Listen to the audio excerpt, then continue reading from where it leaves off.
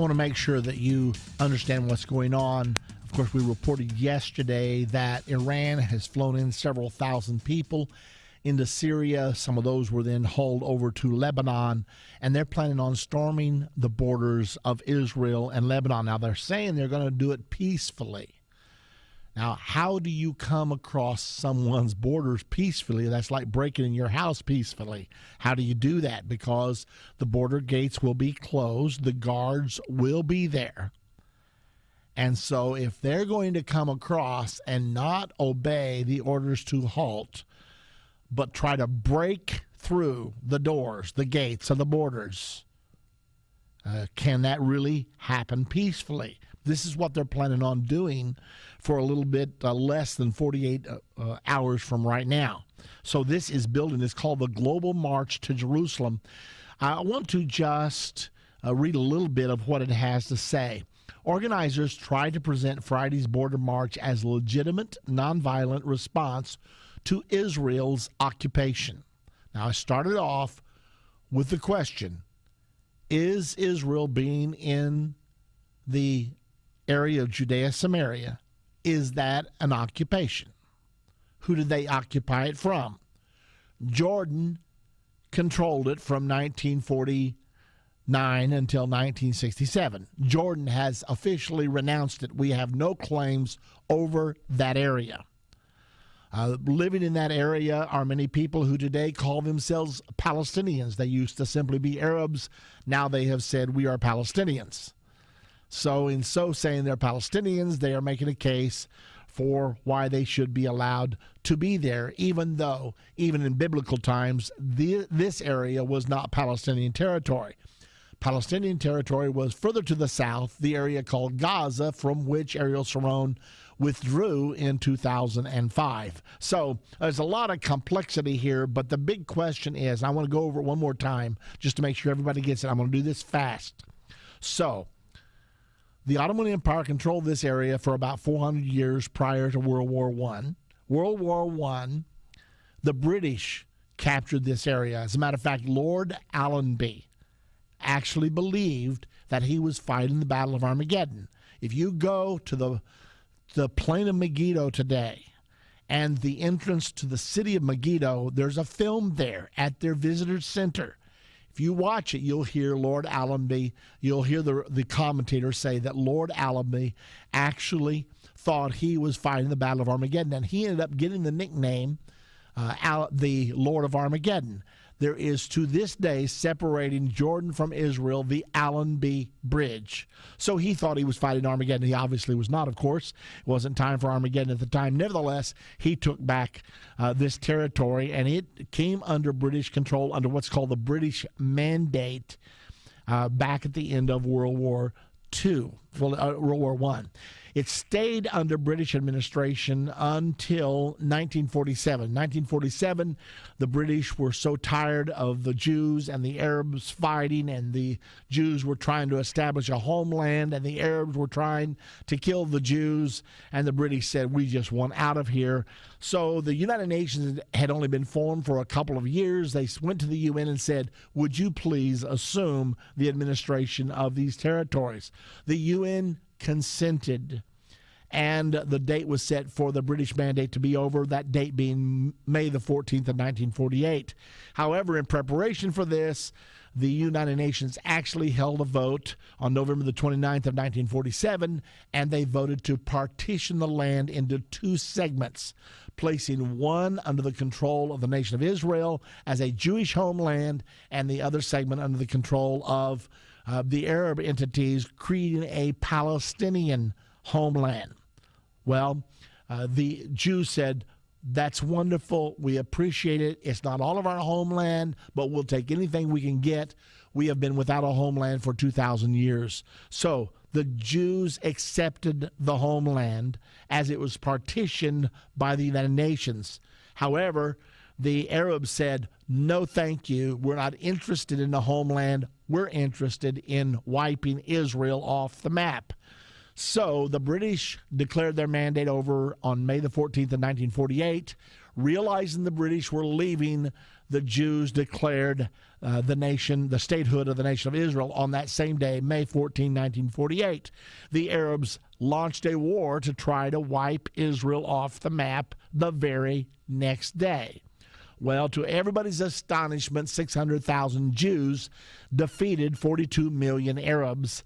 And in 1949, by the time the guns fell silent, the armistice lines were established in 1949, the same lines that are presently known as 1967 borders. Those lines held from 1949 until 1967, at which time the 67 Six-Day War broke out. Jordan attacked Israel, trying to wipe Israel off the map. Israel defended herself. Israel had called Jordan and said, please stay out of the war. We don't have a bone to pick with you. But Jordan couldn't do it. They attacked, trying to wipe Israel off the map. Israel counterattacked, and God gave them victory. They drove all the way to the Jordan River, and they recaptured the area called Judea, Samaria. Now, here's the big question. Is it occupied territory? It was under Ottoman control before World War I. It was under British mandate between World War I and 1948. It was under the United Nations for a very short period of time. Well, actually, for one day. The Arabs attacked, war broke out, and the lines were drawn for the next 18 years that presently are known as the 1967 borders. And then when war broke out in 67, another attempt to wipe Israel off the map. Israel drove all the way to the Jordan River. Now, the Jordanian armies occupied the territory presently known as Judea, Samaria, or the West Bank. They occupied that territory from 1949 to 1967. So here's the question. Were the Jordanians the occupying power during that 18-year period? Obviously they were. So who did they occupy it from? From the British mandate. But it was disputed territory. The United Nations tried to give to the Palestinians. They said, no, thank you. We're not interested in a Palestinian homeland. We're interested in wiping Israel off the map. Then when Jordan attacked Israel to try to wipe her off the map in 1967, Israel counterattacked, driving all the way to the Jordan River. That's where Israel is to this day. That's the territories that they presently control, which the international community says they now must give to the Palestinians and create a Palestinian state there. So, very interesting information. Okay, let's return to our calls now, and we're going to Steve in New York. Hello, Steve. Hi, Irvin. No, it's not occupied territory. I mean, last I knew, when you lost a war, it became the property of the country that won the war.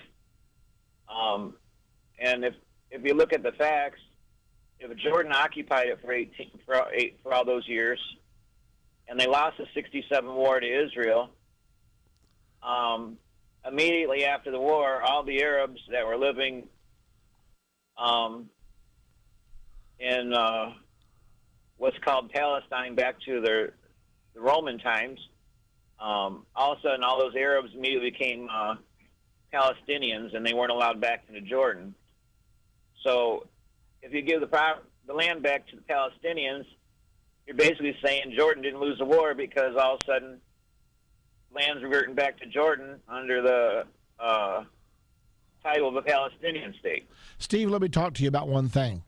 The international community has come up with a new doctrine.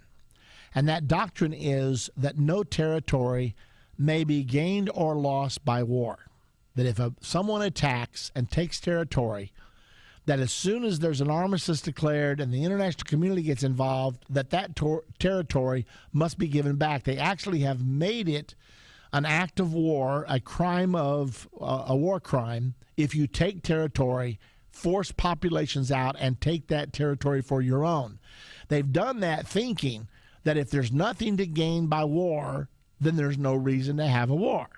So used to what you're saying is true, and that is, if you win a war, you keep the territory that you win. That's the way it's been done throughout history. But in modern times, in an attempt to stop war, they've come up with this new doctrine that there can be no transfer of population, there can be no transfer of territory from one nation to another just because there was an armed conflict. And they did that hoping to remove all the spoils of war and thus make war a useless exercise. So that's what their contention is. Whether we believe that or not, that's what the contention of the international community is right now.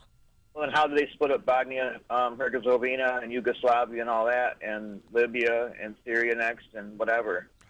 Well, what they're saying is that those were civil wars, and that, for instance, in Libya, they say the Libyans are still there. They just overthrew the regime of Gaddafi, which oppressed them, and a new regime replaced that. But that was not one country going in and taking over another. That's what they contend, whether you buy that contention or not. So do we have to give Mexico and Florida back to the Spanish, or the Indians, give all our land back to the Indians? Under this new doctrine, we would. But, of course, this new doctrine is something, it's a modern invention. It's only been embraced over the last 50 or so years in an effort to freeze territories. Actually, there was an article that appeared March the 28th of 1968, and it proposed exactly what I'm telling you: 3.5 superpowers to rule the world. And George W. Ball, who was Undersecretary of State at the time, proposed that all borders be frozen so that the superpowers with their atom bombs would never be brought into a confrontation, and we would threaten to blow the world up. So that was their way of attempting to ensure us against a global holocaust that would destroy all human, plant, and animal life. That's the theory. That's great. Israel annexed the territory in 1967, so it's under grandfather clause, so they can continue on whoever next from 1968 on. But the point is, you can't even call that occupied territories, because who did it belong to? Nobody. It belonged to, they gave it up voluntarily. It was called disputed territories, and it was under a British mandate to try to figure out what to do with it all. So they figured out what to do with it, and they said, we'll produce a Palestinian state and an Israeli state. And the Palestinians said, no, you won't. We don't accept your solution. Therefore, they launched a war, and now then the borders have been established by war, and there's no occupied territories because there were no borders and there was no nation there. I agree with you. I just think it's very important we get this out, because most of the mainline media is not disclosing this. They're using the term occupied territories repeatedly to try to paint that Israel has no right to be in its promised land of Judea, Samaria. And I think it's very important that people know the truth about all that. Appreciate the call from New York, Steve. And we will be getting to the rest of our callers. If you'd like to be on the air with us, 877-END-TIME is the number. Give us a call. We have one segment left today.